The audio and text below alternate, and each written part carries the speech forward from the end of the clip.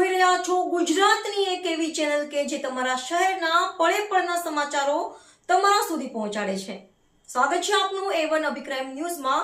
હું કચ્છની અંજારમાં હર ઘર તિરંગા અંતર્ગત મંત્રી ત્રિકમભાઈ છાંગાના હસ્તે ભવ્ય તિરંગા યાત્રાનો પ્રારંભ।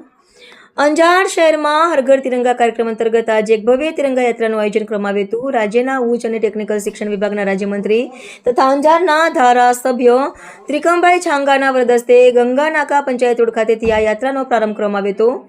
આ યાત્રામાં નગરપાલિકા પ્રમુખ ધર્મિષ્ઠાબેન ખાંડેગા, પ્રાંત અધિકારી S.J. ચૌધરી, મામલતદાર Bhagwati Chavda, police inspector H.A. Jadeja સહિતના અગ્રણીઓ, અધિકારીઓ તેમજ મોટી સંખ્યામાં શાળા કોલેજના વિદ્યાર્થીઓ અને શિક્ષકો ઉત્સાહભેર જોડાયા હતા।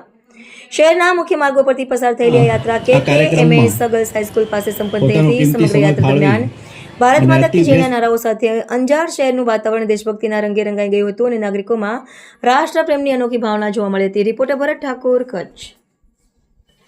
જોતા લાગે છે કે જે ભવિષ્યની પેઢી માટે જે આશા સાથે, જે અપેક્ષા સાથે કેટલા લોકોએ, અગણિત લોકોએ જે પોતાના જીવનનું સર્વસ્વ બલિદાન આપ્યું હતું, એ બલિદાન આપનારા વ્યક્તિઓ સ્વર્ગમાંથી આજે અહીં જોતા હશે ને તો એમને પણ એક પ્રકારનો સંતોષની લાગણી અનુભવશે કે અમારી ભવિષ્યની પેઢી કે જેના માટે, જે તિરંગાની આન બાન અને શાન માટે અમે શહીદી વહોરી હતી, એ તિરંગાની આન બાન અને શાન કાયમ રાખવા માટે આવતી પેઢી પણ તૈયાર થઈ ગઈ છે।